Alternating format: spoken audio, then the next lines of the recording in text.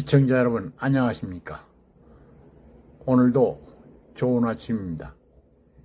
오늘 하루 즐겁고 행복한 하루가 되시기를 기원하면서 오늘은 민주당은 도를 넘는 사법방해 멈춰야 한다라는 주제로 말씀을 드리겠습니다. 더불어민주당은 엊그제 이화영 전 경기도 평화부지사가 쌍방울 불법 대북 송금 사건 1심에서 징역 9년 6월의 유죄 판결을 받자 이미 발의한 특검을 통해 대북 송금 조작 사건의 진실을 밝히겠다며 강하게 반발했다고 합니다. 뿐만 아니라 이재명 대표에 대한 수사 재개 가능성이 높아지자 공개적으로 이 사건 수사 검찰에 대한 탄핵을 추진할 수 있다고 한 모양입니다. 검찰이 의혹의 정점에 있는 이 대표를 조만간 기소할 전망이자 특검법도 모자라 검사 탄핵을 통해서라도 수사팀이 손발을 묶겠다는 의도로 보입니다. 그러나 검찰은 이 대표와 이 전 부지사를 외국환 관리법 위반 및 제3자 뇌물 혐의의 공범으로 보고 있습니다.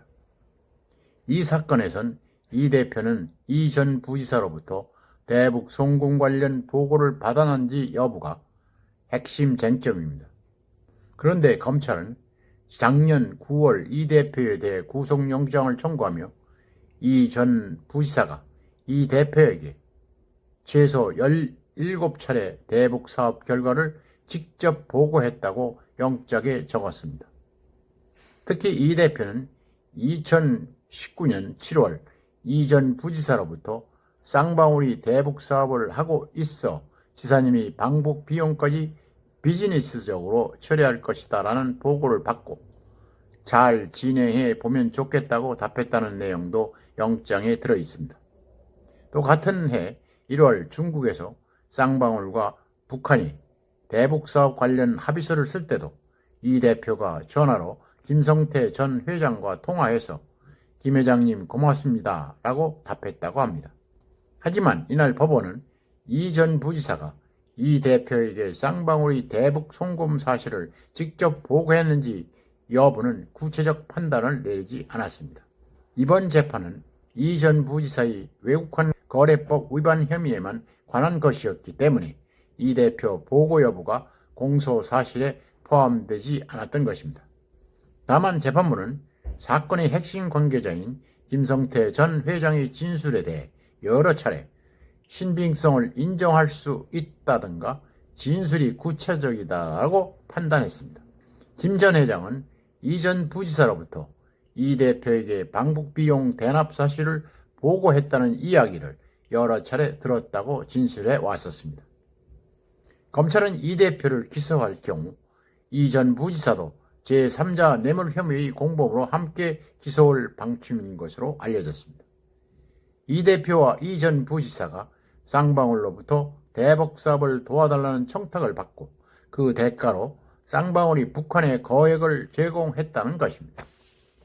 쌍방울이 800만 달러가 대납으로 판단한 만큼 제3자 뇌물 혐의에 대해서도 기소할 가능성이 높아진 것입니다.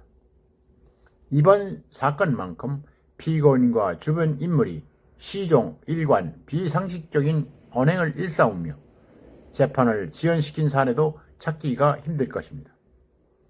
이 전 부지사는 당초 방북비용 300만 달러 부분을 이 대표에게 보고했다고 진술했으나 이후 허위 진술이었다고 반복한 바가 있습니다. 이 전 부지사는 1년 넘게 재판을 받다가 법관 기피 신청을 내 재판을 지연시키기도 했습니다. 최근엔 검사가 검찰청 술판 회의를 열어 진술을 회유했다고 주장하기도 했습니다. 이를 빌미로 민주당은 특검법을 밀어붙였던 것입니다.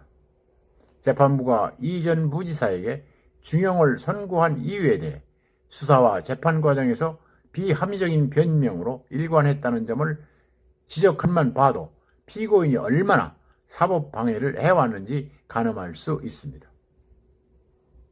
민주당이 이 사건 특검법을 발의한 것은 이번 판결로 비난을 면하기 어렵게 됐습니다. 사건의 내막을 누구보다도 잘 알고 있을 민주당이 이 전 부지사의 유죄 판결을 예상해서 선고 나흘 전 선제적으로 방탄특검법 발의를 강행한 것이기 때문입니다. 이 대표는 이미 대장동, 백현동, 위례 신도시 개발비리, 성남 FC 불법 후원금, 위증교사, 공직선거법상 허위사실 공표 등 6개 사건 8개 혐의로 기소돼 재판을 받고 있습니다. 대북 송금 의혹까지 기소되면 7개 사건 10개 혐의로 늘어나게 됩니다. 그중 위증교사 사건과 선거법 위반 사건은 이르면 올해 안으로 1심 결과가 나올 전망입니다. 그렇기 때문에 재판 방해는 더욱 극심해질 수도 있습니다.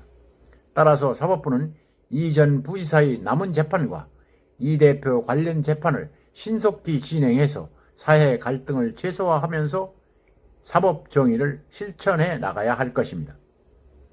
오랜 재판 끝에 법원의 판단이 나온 만큼 민주당은 이제라도 특검법을 철회하고 사법 절차에 성실히 따르는 게 국민에 대한 도리라고 생각합니다.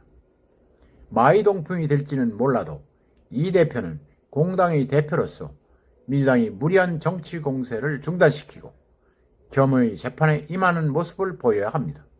그게 큰 정치인이 되는 첩경입니다. 오늘은 여기까지입니다. 끝까지 시청해 주셔서 감사합니다.